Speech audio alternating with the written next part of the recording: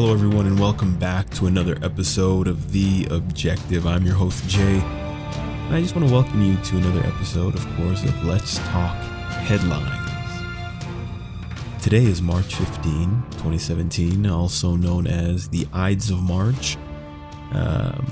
This is also the date that Julius Caesar was assassinated in 44 BC. There's a fun fact for you. The Ides of March. And a lot has been going on in the world, in the political realm. Things ranging from President Donald Trump accusing former President Barack Obama of wiretapping him during his campaign. Now, this caused a great stir in the media. Left-wing media, for example, immediately went on the defensive with this story. Individuals such as Jake Tapper, very adamant, stating that this never occurred. Now, I could be wrong, but I never realized that it was the responsibility of the media to confirm or deny certain claims. It was always my impression that the media's primary job was to relay facts that are known without certain bias. It was always my idea that the media was supposed to deliver news stories and inform the public. However, when this wiretapping issue came up, I found it interesting that certain news outlets and certain media outlets immediately went on the defensive, and I thought that was very interesting. They were refuting and negating these accusations from President Trump, and obviously the forum that was used to disseminate these controversial accusations was Twitter. And we can call President Trump crazy for some of the crazy things that he has said. But to make a claim like that, call me crazy, but I would think that you would have some sort of tangible evidence or some sort of knowledge that was passed on to you in order to make such a seemingly egregious claim.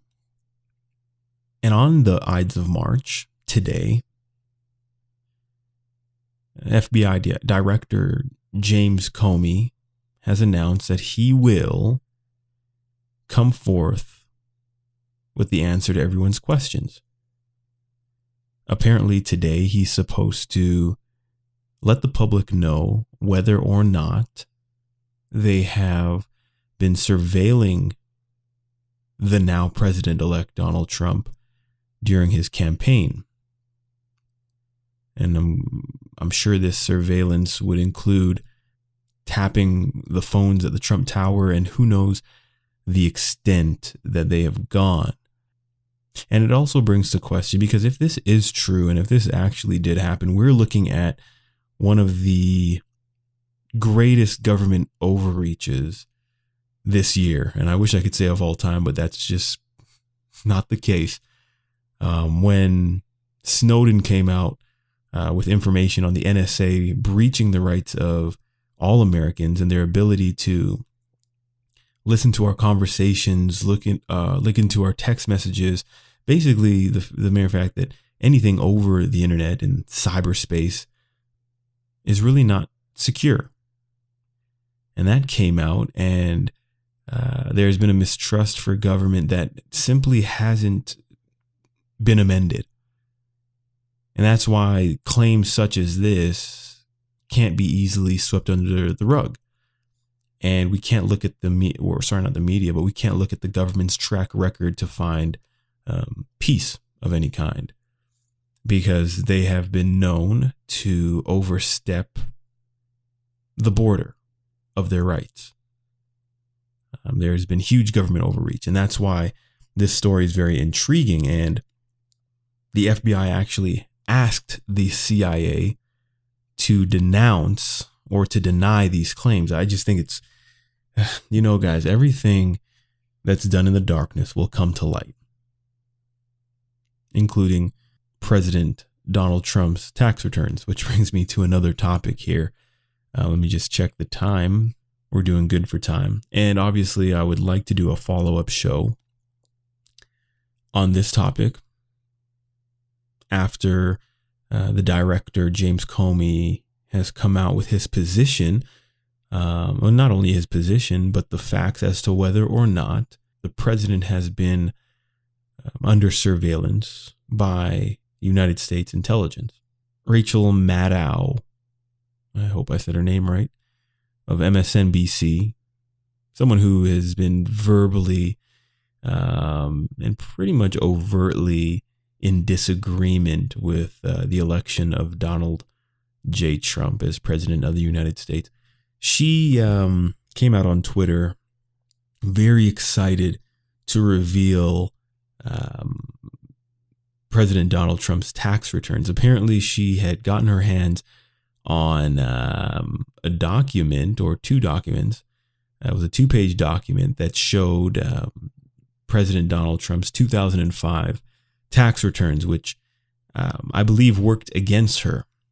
And she has been receiving a firestorm of critique from both individuals and news outlets on the right and the left. As a matter of fact, I think she's getting the harshest critique from those on the left, her own people. In an attempt to discredit Trump, she actually gave him a victory. And no one knows who or how these documents were leaked, but they were. Some even suspect that President Trump had this document leaked.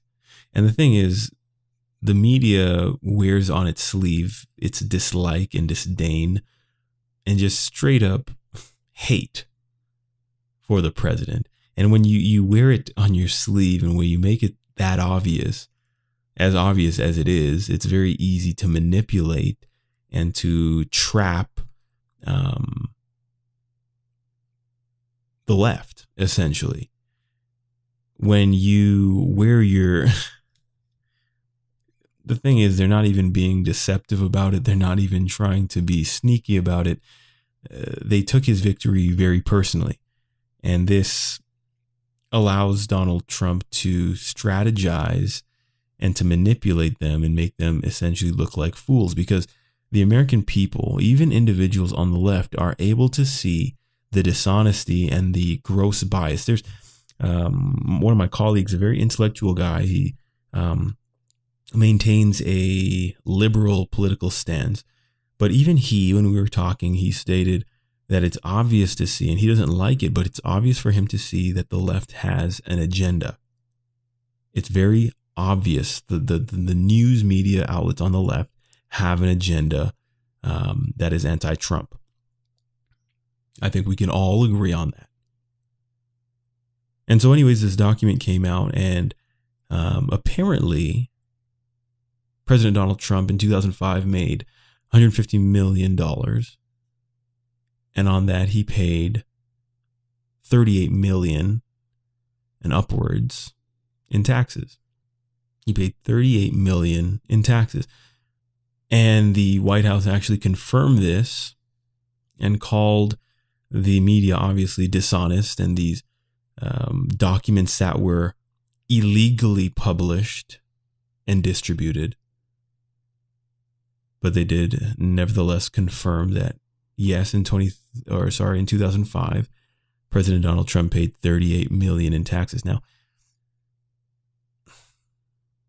folks, this is the thing, and this is my advice to the left. If you want to discredit President Donald Trump, do it by being honest about the qualms that you have towards him. When you start to dishonestly malign him and inject theories and conspiracy and basically labeling him as a racist and a bigot and all of these things, when you start to do this, you corner yourself.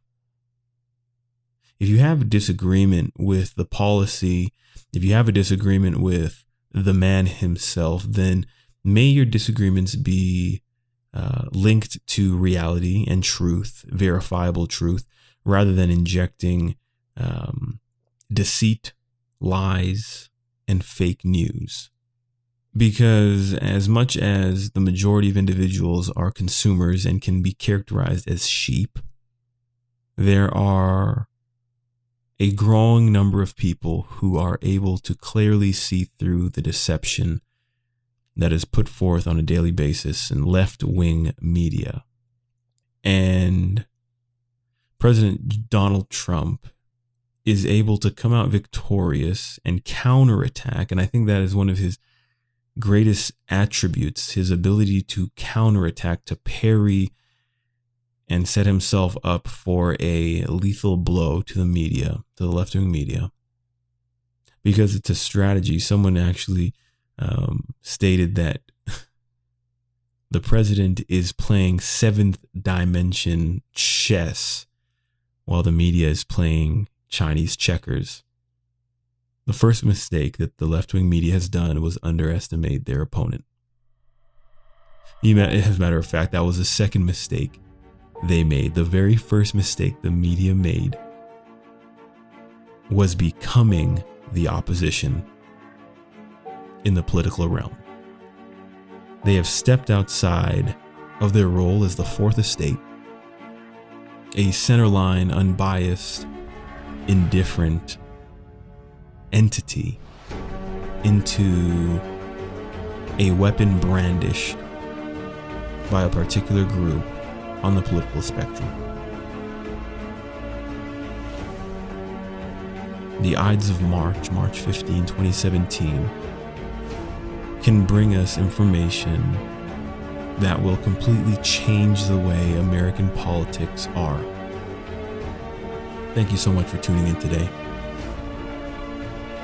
You will hear from me soon, but until then, may it be your objective to be objective. Have a good night.